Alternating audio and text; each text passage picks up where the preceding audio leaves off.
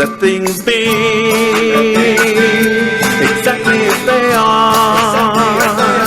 You can't change me, and you can't change God. So let things be exactly as they are. And you and me will live in peace. Kumbaya. Doggies! Hey, everybody. How's your Sunday? Connie's here. Arizona's here. Shauna's Wee here. doggy, thank you. Sharon's here. We got a wee doggy. I know, in the room. Thanks, everyone who's in the room. We appreciate it. And for y'all listening on the radio, we really appreciate Welcome that. to the Mighty Companions Hour. And later on YouTube, we appreciate you watching. Anytime you're listening. Thank you. Glad to get into your home. What a wonderful day. And George's message on silence really spoke to me today, because I've had a lot of opportunity lately to be in the silence, and to sort of look at my resistance to that. And it's been very interesting. This past week, I wasn't feeling well for a few days, and I noticed that I needed to lie down on the couch a little bit. And during that time, I was wrestling with being in the silence. So I'm like, let me listen to a video. So I'd listen to some kind of... I should be doing something. I should be doing something. That's the gist of it. Mm-hmm. I should be doing something. Silence is just a waste of time. Not doing anything isn't beneficial. It's not, And I see now how beneficial it really is. And I always say, I always quote A Course in Miracles lesson, saying, "In this stillness there is hope. It lights the way as I travel far to my certain goal of oneness with love." And so I'm having lots of opportunities to really experience that. So let's hope this week I can really do that without guilt or without thinking I need to be busying myself. It was just really a wake-up call to me today, George, and I want to thank you, Reverend George, for speaking on that topic. It really reminded me of when I learned the lesson, or began to understand that this moment was enough. Yeah. That I didn't want to actually be anywhere else. What was happening now, doing now, silent now, everything he lives in is breathing in the silence. The silence is where everything happens. So the silence was here before everything. So that reminder that this moment is enough. Yeah. It's perfect. Was helpful. Is my home. This moment is my home. Yeah. Perhaps. Speaking of this moment is your home, where are we on A Course in Miracles? The lessons. Yeah, the lessons. You're doing the lessons every day, right? You still do the lessons every day. You open up your thing every morning, and Mr. Miracle reads to you, right? No. Well, that's what we do. We like to do that. So we start every year in January. And do the lessons all over again. Yeah. And read the book all over again. So we're going to start, actually, from... Lesson 22. We're going to start from where we left off last week. Yeah. Lesson 22. And so I don't know if you remember, but I was sharing last week about an experience that a friend of mine had with the lesson of last week, which is I'm determined to see things differently. Remember that? And it's a worldview. Yeah, it was a worldview. And then so the Monday after that lesson was the lesson we're going to start with today, which is what I see is a form of vengeance. Now, truly, do you believe that? When you begin to understand your own internal programming of what you're seeing versus what you want to see or interpreting. Oh, interpreting. You see what I mean? You begin to understand how much you don't see, and what we mostly do is interpret. Oh, and that's make good. stories around. Yeah. We're not seeing at all, right? So when we're remembering the past, what we call seeing it's is just remembering the past, Uh-huh. and then we amplify the past. And for me, that's what comes out in this form here. Right. What I see as a form of vengeance. Right. Because, if I'm always thinking about the past, then I need to correct things, and I need to do this, and somebody needs to pay for what they said to me. A And transactional world. yeah. Oh, and so then the next day, lesson 23 is the solution to all of that. What are the odds, I ask you? I can escape from the world I see by giving up attack thoughts. She doesn't say resolve them. She doesn't say package them up. She doesn't say put them in a bow. She doesn't say anything. She goes, Give up. Give them up. Give them up. Oh my God. Oh, goodness. Could we give them up? What do Give y'all up all think? your plans and your schemes and your dreams? Oh my God. What do y'all think? Shall we give them up? Shall we give up those attack thoughts? I'm like, right?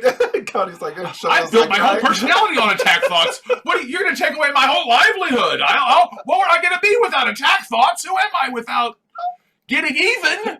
Without making the world right? Who am I without, correcting all the errors? Oh my gosh, that's so incredibly It's pertinent. always the next time you go around these things, you go, oh, that's what they were talking about all along, and it's taken me 10 years to even get to understand it that deeply. And we're only on lesson 22. Right. To lesson 28. I know. Like how deep we are programmed to even not see. Mm-hmm. Yeah. And it's like, you don't have to figure it out. She's saying, don't try to figure this out. Drop it. Drop it. Right? I want to figure it out because I say I'm smart. So I think, oh, no, I can figure it out. It'll be better if I figure it out, right? No, she doesn't say figure it out. She goes, let it go. Yeah. So my resistance to that is that somebody needs to pay. Well, of course they do. Because that's how you've been treated. Because you've been made to pay. Yeah. Right? Oh, God. Well, that's what I think. Yeah, well, and that's the narrative. Okay, listen. So then, this Lesson is 20. so great, the progress. Lesson 24. So you're at the bottom of the dump. You're in the dumps now, right? You're in the dumps. I can escape from the world, so I begin to go. The attack thoughts. Oh man. I have to give up my attack thoughts. Oh man. Okay, then the next day is I do not perceive my own best interest. And that's exactly what you want to hear if you are being asked to give up your attack thoughts.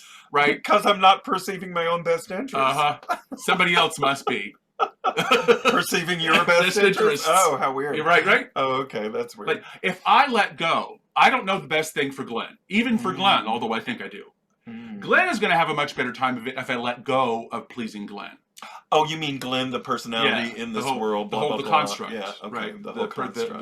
What I call the social construct. So when we give that over to spirit, I do not even, I don't even know what any of this is for. I don't know what I can't perceive my own best interests. I can't perceive my own best. So nor do I want to. So I'm going to give up the perception to something that does know. Right.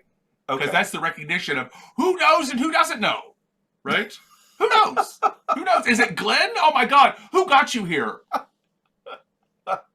Really? Oh, right. What are all these decisions that got you into the place that you picked up A Course in Miracles that says there has to be a better way? So then choose a better way. Be honest that that we don't know, and that actually this couple of years into A Course in Miracles, I began to have real live breakthroughs about my social damage, the things in which I like perform badly in social situations, my faux pas and things like that. I began to get real healing around not trying to be something for a million people, not trying to change and manipulate myself and twist myself into forms that other people would like. I began to have better relationships. That's what I mean. Stuff really does work on a very practical level, even at the very beginning when you're applying these ideas of I do not perceive my own best interests. That's really good acknowledgement. Listen to what the first line is. In no situation that arises do you realize the outcome that would make you happy.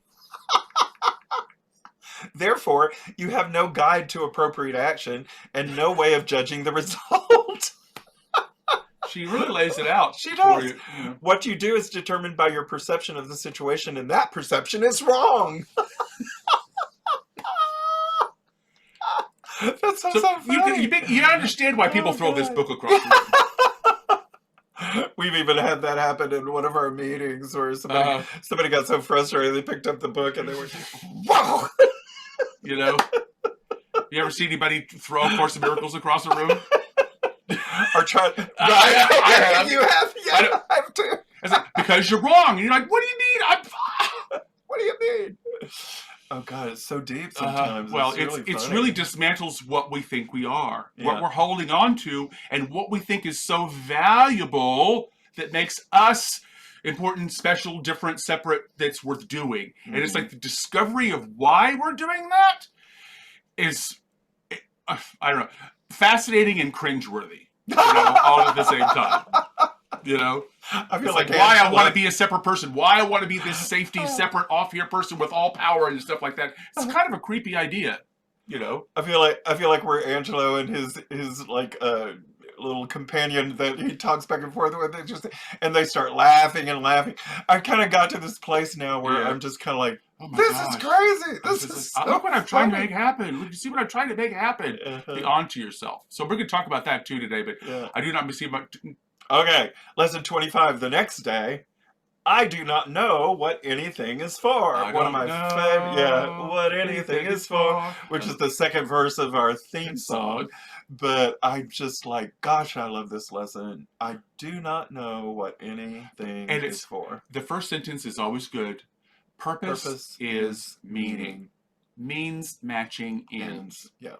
You are what you try to perform what you do. You try to be who you are and not be who you think you are. Be So say who you that are. again. It's authenticity versus trying to put on a pair of clothes. Oh, yeah. Yeah.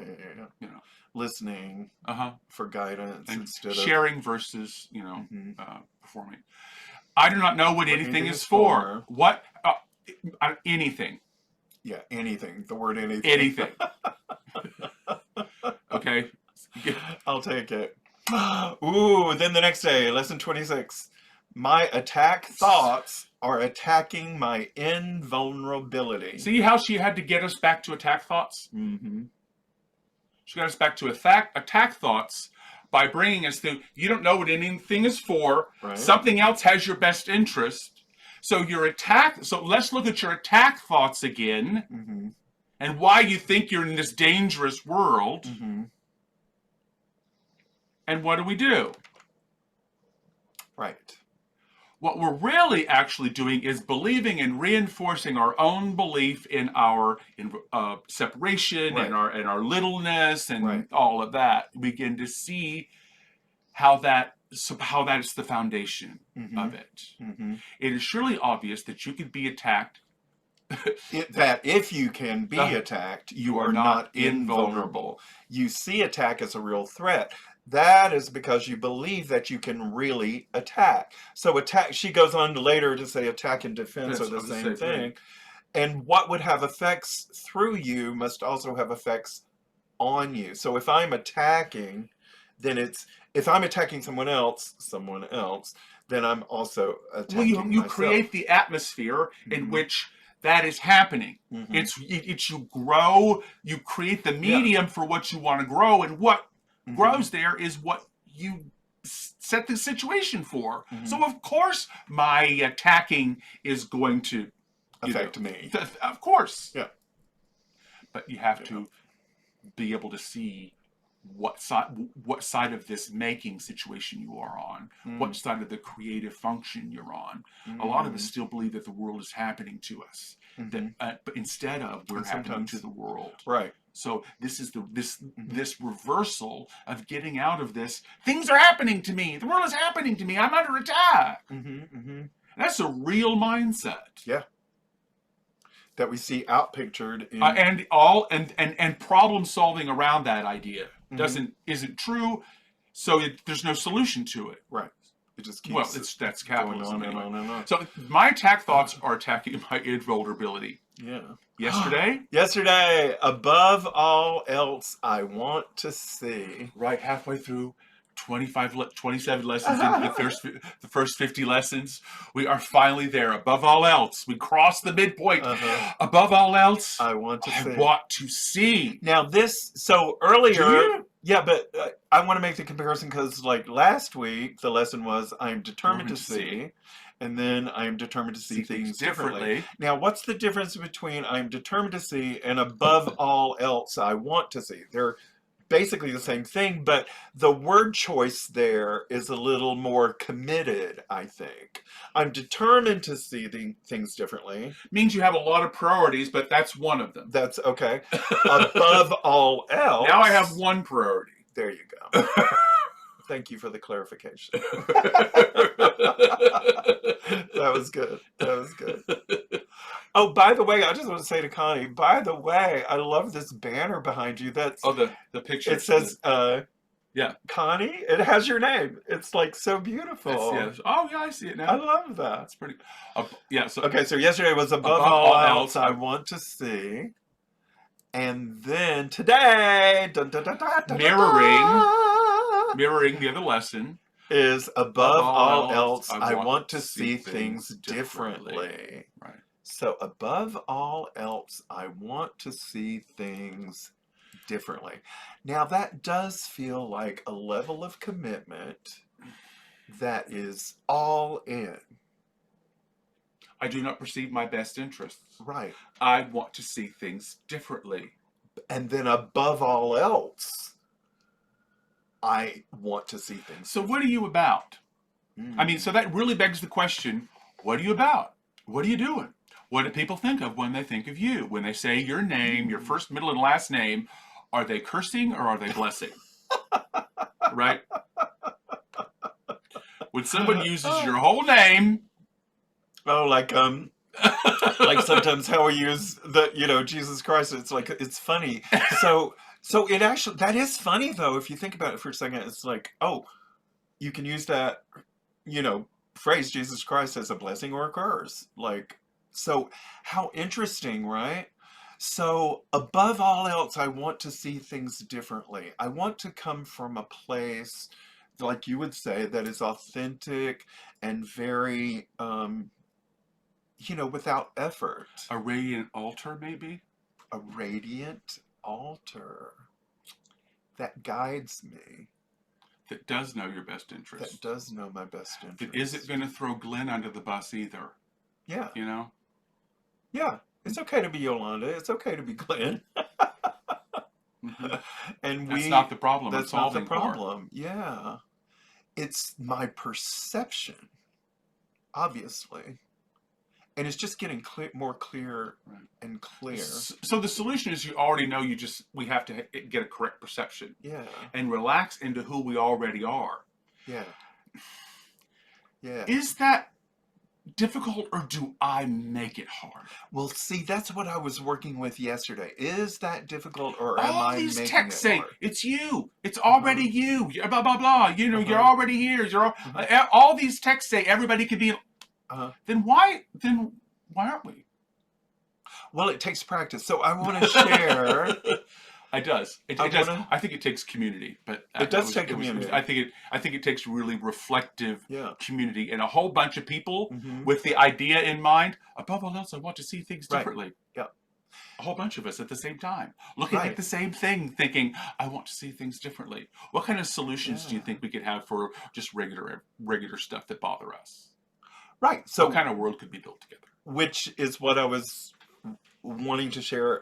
So yesterday we so over the past few years, Glenn and I don't get on the New York City subways that often because we don't need to that much. My job has changed, and hurts. Our routines. Our routines have changed, since COVID and the lockdown and everything. Like, my whole life has changed, and so it just depends on where I'm going, what I'm doing. But I don't use the subway as often as I used to. So getting on the subway now is like... We went to a friend's house yesterday in the Bronx. But it's getting on the subway now is like a fresh experience. I almost said a fresh hell. I almost said that. So where am I when I'm saying I'm walking into a fresh hell, right? Where am I when I'm You're already saying that? I'm attacking, first Right. of all.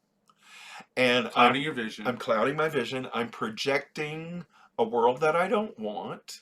Creating a dangerous world for yourself. I'm creating a dangerous world.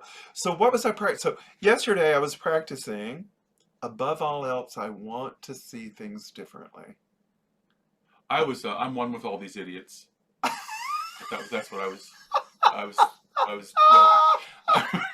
that's so funny. So judgy, but getting there.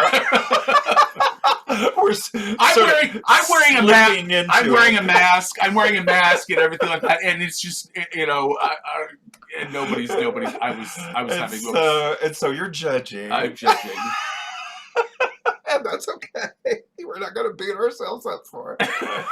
However, it's really, really funny. It's so funny. So when I become aware of my positioning and my perception, then I can have a big laugh about it. So the other side of that is I don't get on the subway all the time. And although all kinds of thoughts are there, what I was struck by when I got on the subway was how incredibly beautiful everyone was. Oh, how absolutely frigging amazingly beautiful human beings are.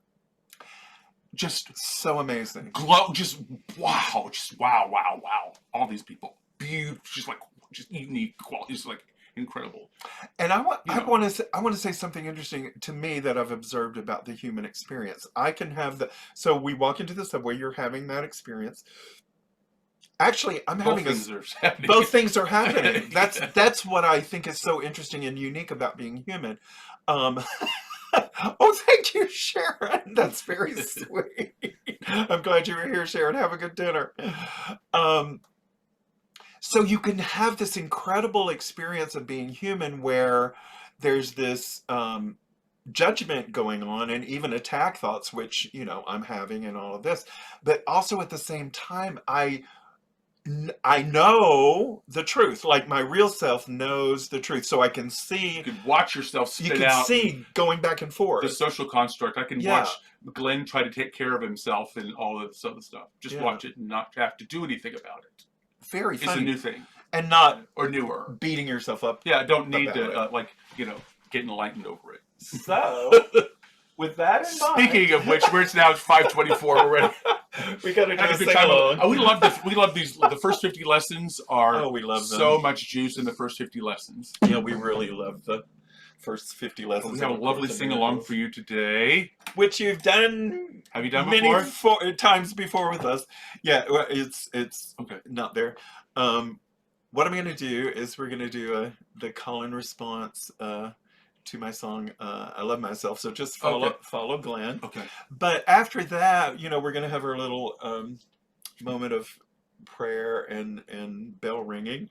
And then after that, I'm going to play a video based on a Gurumukhi chant called the Mool Mantra. And the chant goes, Ekankar Satnam Karta Purka Nirabo Nirver Akal Murit Ajuni Sebang Guru Parasad Jap Ad Such Jugad Such Hebi Such Nanika Hose Be Such. And this is a mantra that came through the tradition of Guru Nanak after his enlightenment. And supposedly these are the first words spoken by the Master Guru Nanak after his enlightenment, and it literally translates as the root mantra, or the mantra from which all other mantras in the Kundalini yoga tradition are built. So it contains the core, the essential truth of creation, and they say that its vibration is so powerful that it can change your fate and help you rewrite your destiny. So we do this one. I totally love it. I totally love it. I totally love it. And so I mixed it up with some lessons from A Course in Miracles. The world I see holds nothing that I want. And I see Jacqueline has joined us. I want you. I love you, Jacqueline. So glad you're here. But let's do a little round of I love myself. Do you love Here we yourself? go. It's so much fun.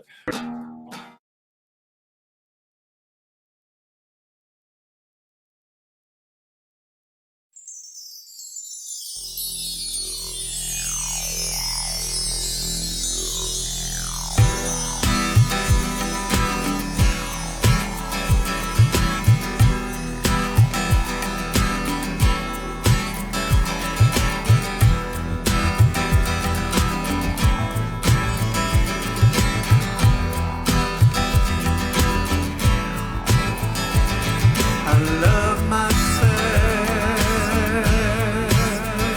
I forgive myself. My life feels good, and I can have what I want, and I want joy, and I want peace. I love myself. I forgive myself. My life feels good, and I can have what I want, and I want joy, and I want opportunity finds me. I create what I need. I'm open to suggestions. I accept success. I take responsibility.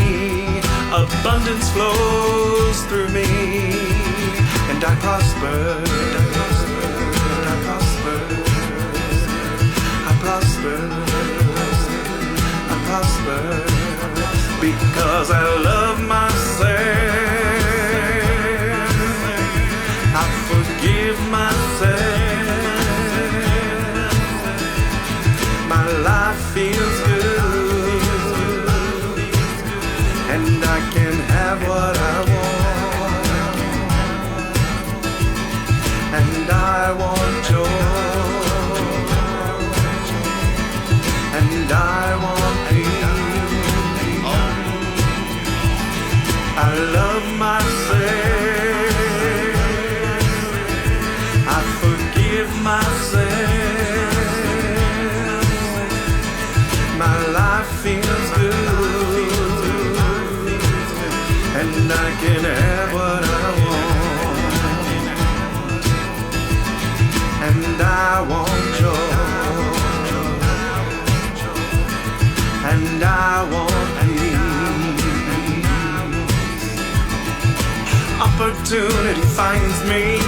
I create what I need. I'm open to suggestions. I accept success. I take responsibility. Abundance flows through me, and I prosper. You prosper. We prosper. I prosper. Because I love myself. I forgive myself, and my life feels good, and I can have what I want, and I want joy, and I want peace, and I can have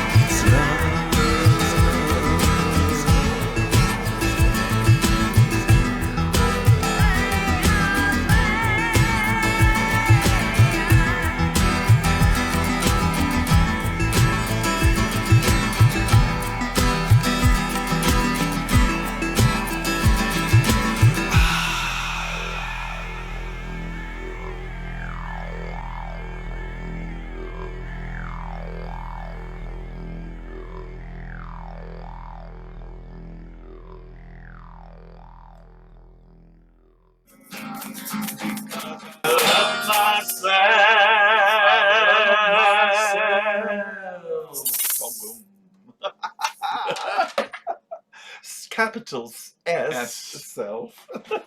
Well, you can start off with the small one and end Yeah. with the big one. Which is what I did. Loving the small self. It begins there, doesn't it? Yeah. It's like this self is enough, and then it's okay, and then it's like, oh my God. Yeah, it brought me to Uh-huh. an understanding of I could capital go. S It's kind of self. what happened. It's kind of what the Course means when the Course says, if you can get to the lawn in front of the gates of heaven, God will open up the gates and snatch you in. We're going to be snatched in, y'all. So, if you could just get to the gates, right? Get to the gates. Get to the gates of heaven. She goes, climb the spiral staircase to the lawn before the gate. You'll see a bridge, and God will run across the bridge to the gate and fly open and snatch you in heaven. That's what the Course in Miracles says. Well, I think we've been snatched. There's a spiral staircase, a lawn, and a gate. So here we are. We crossed all the obstacles in here. No bouncer. Let's ring the bell. You can ring my bell. Yes, you can. Here we go. I can't help it today. I just can't help it. Here we go. Here we go. Whee!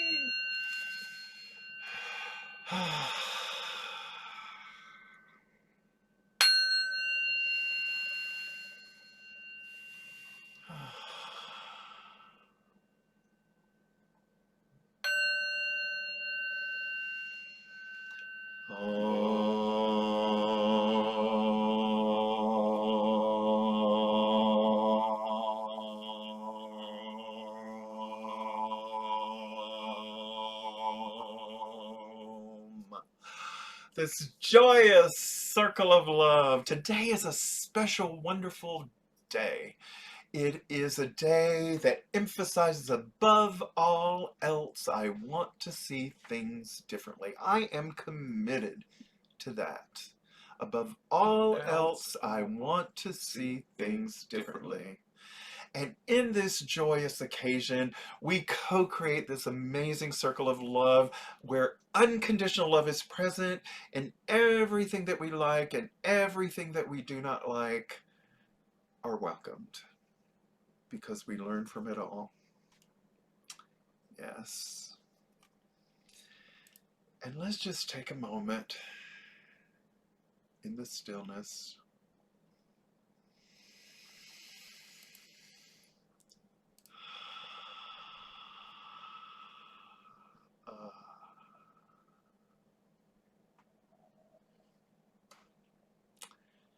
In the stillness, I know who I am. I will not value what is valueless. I escape the chains that I have placed upon my mind. Oh, I free my mind. And I know I am complete and whole as I am in truth. Blessed be. And so it is.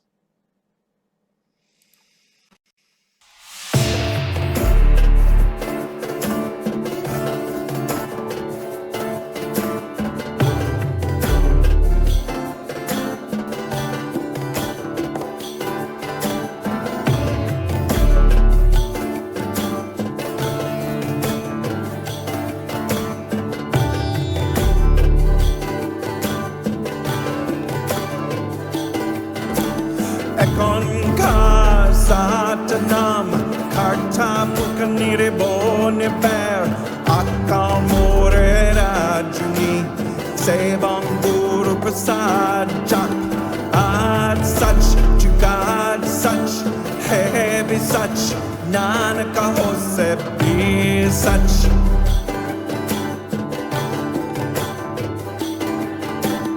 ekon kar satanam Karta pukanire boni bear akamure rajuni sevam guru prasad jak ad such to God such heavy such nanaka hose be such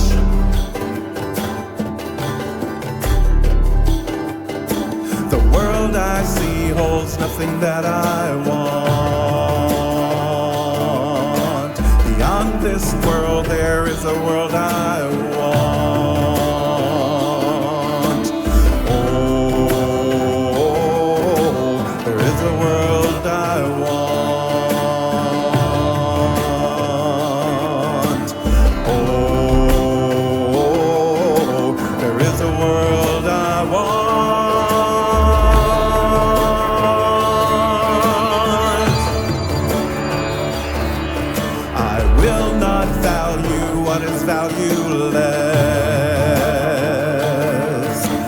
escape the chains I've placed upon my mind, and open the door to my true self, and open the door to my true self.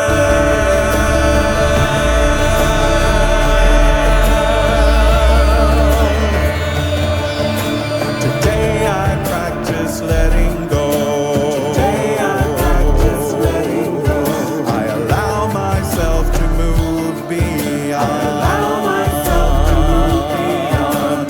Oh, restore my mind.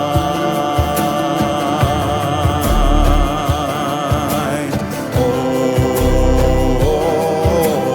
free my wings.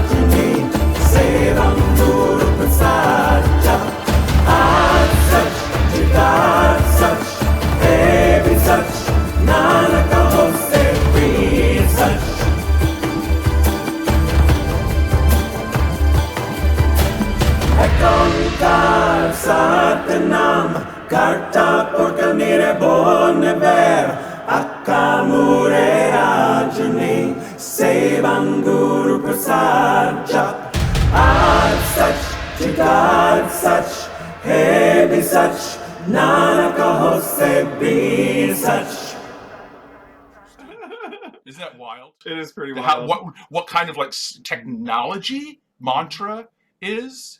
Do you use mantra in your practice? I love it. I just we love it. use it a lot here. It keeps. I have found that it can often take me out of a spin, a stop spiral my car. down, or something like that. Yeah. Yeah.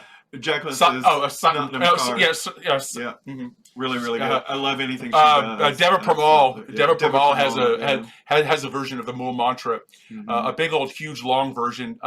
I was having a very difficult time with a job, and I had the instruction to play the Mool mantra. Like for 30 days, I played this 45-minute CD over and over and over again for about 45 days at this very difficult job for 8 hours a day. For about 45, I played it over. It was the only way I could get through the stress of the, how psychically damaging it was to be in there, and I needed to be in there. So it's like, it really does work. Your practice and what you're told to do and are drawn to, really listen to those things, because it'll change your life. And just like this mantra says, if you are willing to do the practice, whatever it is, if you're willing to do it, then it will change your life.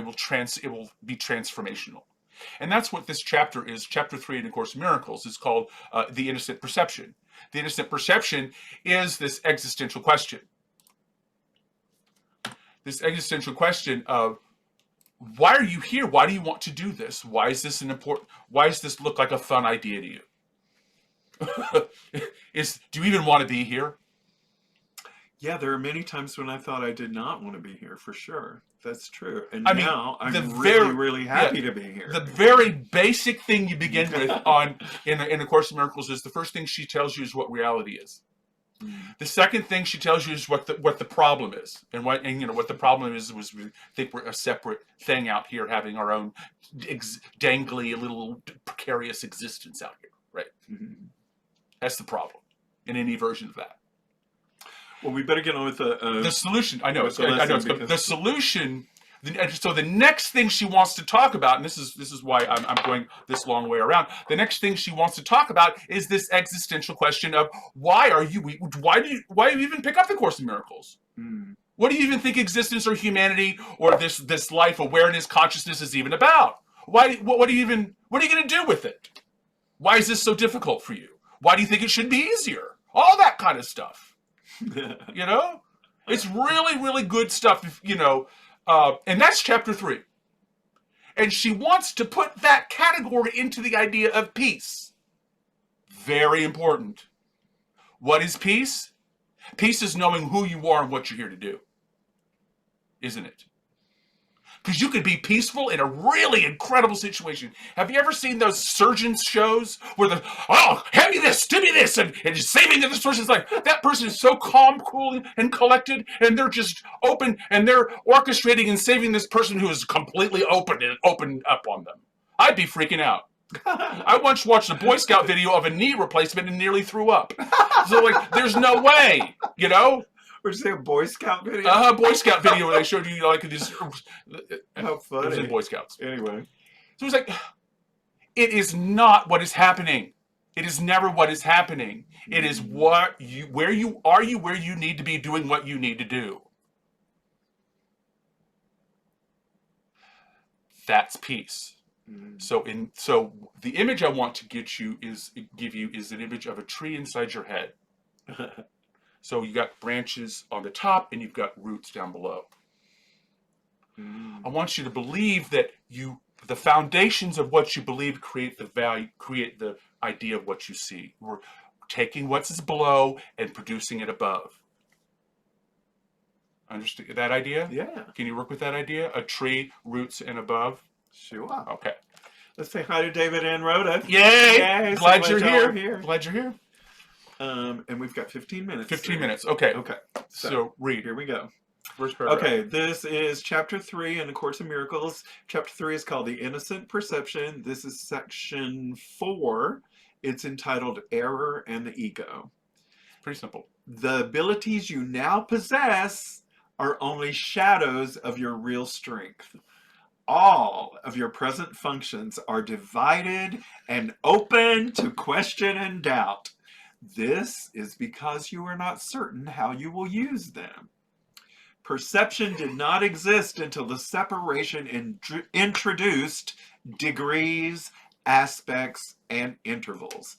Spirit has no levels, and all conflict arises from the concept of levels. Okay, so the first thing she wants to say is there isn't a better way of being.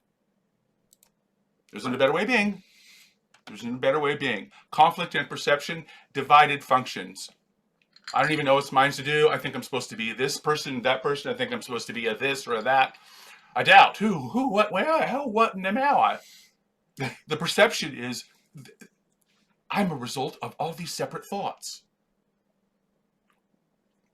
Do you want to know what you are? Do you want to know what's beyond conflict and perception? It begins with the understanding that there are no degrees, there are no aspects, there are no hierarchies. It's bull. Truth is one, it's undivided, and it is always reliable. It is always here. In fact, it is you, but we don't see it, we don't rely on it because we think we have to have a grip or a handle on it. All conflict comes from managing hierarchies. All conflict comes from managing hierarchies. Read the next paragraph. Consciousness, the level of perception, was the first split introduced into the mind after the separation, making the mind a perceiver rather than a creator. Oh, Consciousness is correctly identified as the domain of the ego. Not a problem. No, it's not. But this was news to me. I don't know. Never read this before, Keep or if going. I had. The ego is a wrong-minded attempt to perceive yourself as you wish to be, rather than as you are. That is such a clear. So can you so forgive clear. yourself? Yeah. Yet you can know yourself only as you are, because that is all you can be sure of. Everything else is open to question. And it should be. Yeah. You're questioning. Everything else should be open to question, right? Are you a perceiver or a creator? I'm here to tell you, sweetie, you are a creator. Yeah. Man, you are a creator. And when we try not to, we actually hurt ourselves. We actually experience suffering when we are not ourselves. Consciousness is the domain of the ego. Well, of course it is, because it's always changing. This is always changing. Wild. The thinking mind. The thinking mind is always changing and moving. Of course it is. So that can't be the problem. That can't be something I solve for, or any of that. The end of this paragraph, she says, make the request for your, at this stage of the thing, to know yourself, to even ask yourself, what are you doing? What do you want? What is anything for? All of it. What do the lessons say? I don't know what anything is for. All of this. It's like, that's where we are in A Course in Miracles. It's like, where are you even oriented? Do you know what your talents are? Do you know what you're good at? Do you even know what you're bad at? Those are good, really, really good questions. So keep going. All right. The ego is the questioning aspect of the post-separation self, which was made rather than created. That's a really good definition. The ego is the questioning aspect of the post-separation self, which was made rather than created. Yeah, creation doesn't change. Right. What is created doesn't change. Right. That's the difference. What is made can be unmade. Right. That's how you think about it. Definition, easy way to think. Easy to obey. So it is capable of asking questions, but not of perceiving meaningful answers. That's why I don't know what anything is for.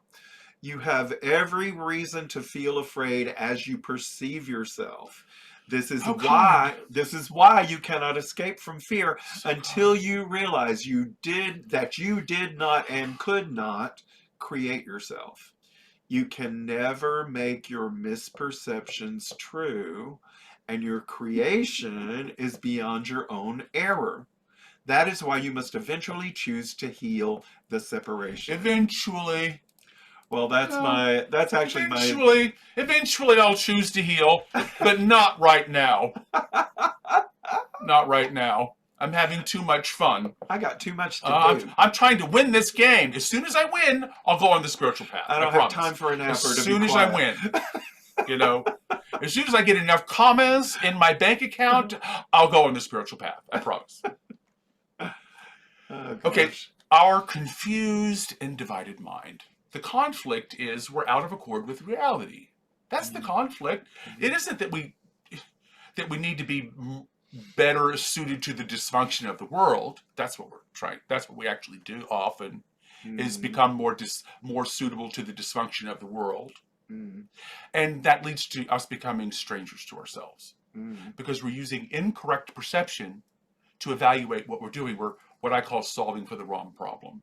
I'm trying to win friends and influence people. Dad's favorite book. That's fine. That's great.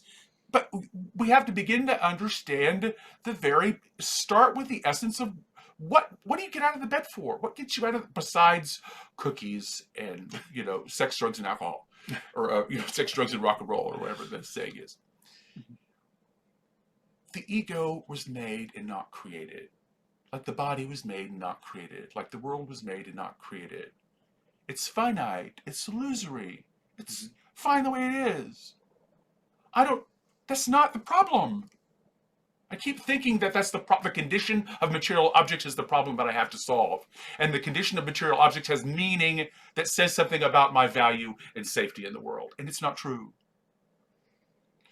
If we understand this, that I didn't create myself, that's actually the door, the escape from fear. I'm in a world that's created for this experience and this consciousness. That's incredible. I was created, and dude, that's how powerful I am. I'm just using it incorrectly. I'm seeing it incorrectly. The problem is my perception, not what the thing is. Correct perception is choosing to heal this idea of separation. Heal it in my own mind. Be able to see it in my own mind. Because I'm making decisions causing my own suffering. So keep going. Paragraph 4. Okay. Right-mindedness is not to be confused with the knowing mind, because it is applicable only to right perception. Keep going. You can be right-minded or wrong-minded, and even this is subject to degrees, clearly demonstrating that knowledge is not involved. The term right-mindedness is properly used as the correction for wrong-mindedness and applies to the state of mind that induces accurate perception. It is miracle-minded because it heals misperception. And this is indeed a miracle in view of how you perceive yourself. Okay, so she's putting together ideas from the several different chapters here. The miracle-minded is right-mindedness. That's reality. That's chapter 1. Right perception is right-mindedness. That's chapter 2. When you're not separate, you're actually not. The problem is you're not separate. She gives us a reminder here. Skills development is evidence that lack of knowledge. That's a lot of what I talk about. The choosing to develop our own skills at seeing better, at practicing meditation, at doing our studies, at being honest, at doing these the 8 limbs of yoga, practicing those things creates a knowing mind. And believe you me, these skills are required. You're gonna want them, but you already have them. They will be manifest because that's who you are. That's sort of the miracle of consciousness, and you and we and the oneness, because we change our own perception of ourselves and who we are and what we're about and what this whole thing is for. It creates a healing mind. It creates a miracle mind.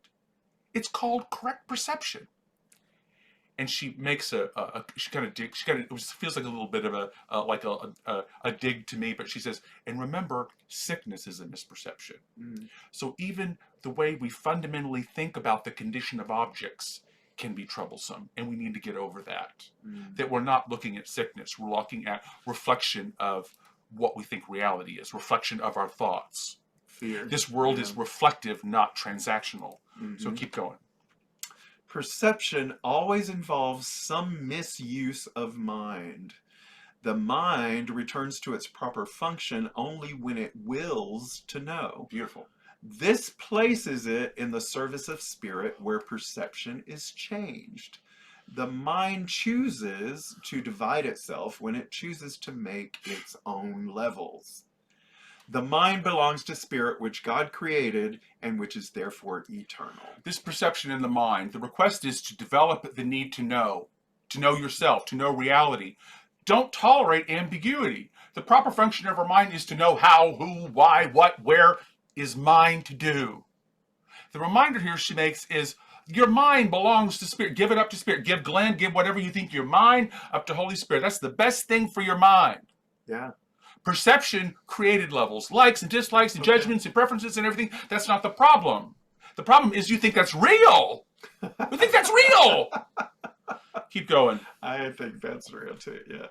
So the ability to perceive made the body possible because you must perceive something and with something. That is why perception involves an exchange or translation which knowledge does not need. The interpretive function of perception, a distorted form of creation, then permits you to interpret the body as yourself in an attempt to escape from the conflict you have induced. Snap. Spirit knowledge does not do anything. Thank you, George. That was the lesson that you're following this morning. It can be perceived as an attacker, but it cannot attack. What you perceive as its attack is your own vague recognition that knowledge can always be remembered, never having been destroyed. Knowledge, The mind translates knowledge. The body is that learning device. We keep solving for the wrong problem here.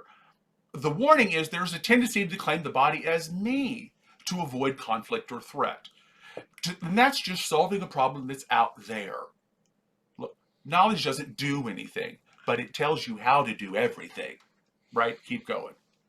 Truth cannot deal with errors that you want. Say that again. Truth cannot deal with errors that you want. Hello.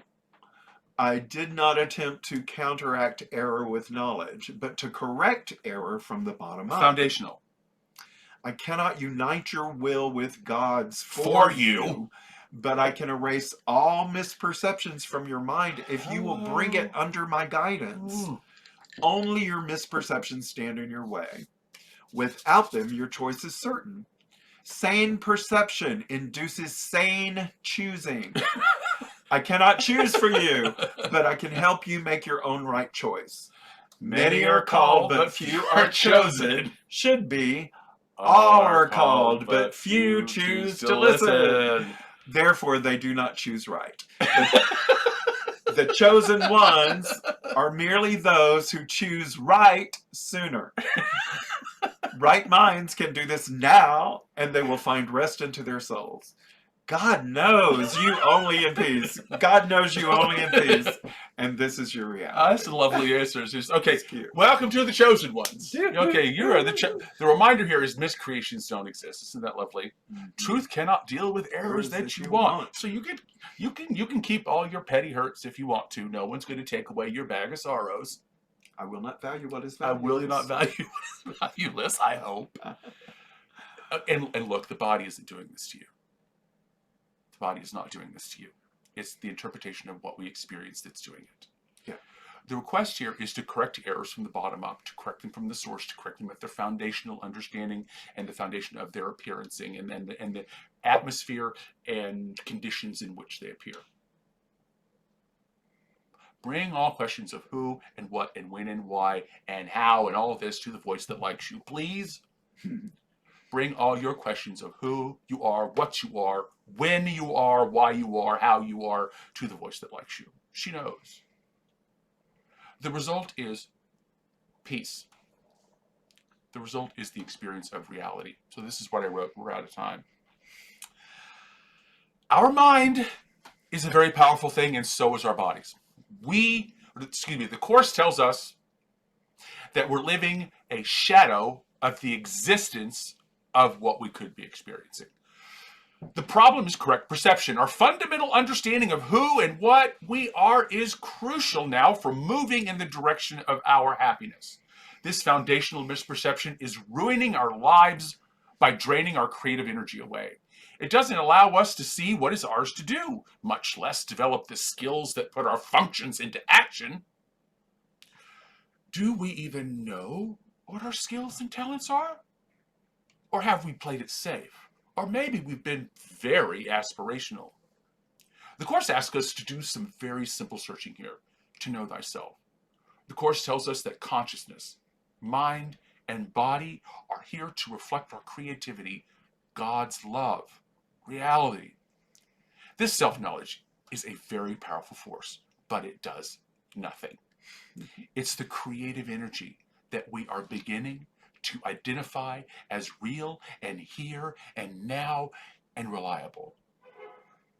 I'm Reverend Lynn Morton Ganaway, your favorite anarchist preacher. I'm here with the love of my life, the Reverend Yolanda. You're listening to the Mighty Companions Hour. Remember to trust the voice that likes you. She'll tell you that we are one, and she will tell you how to act like it. Stay tuned. Thank you, everybody, for joining us. Stay tuned for Enlightened Leadership. Yay!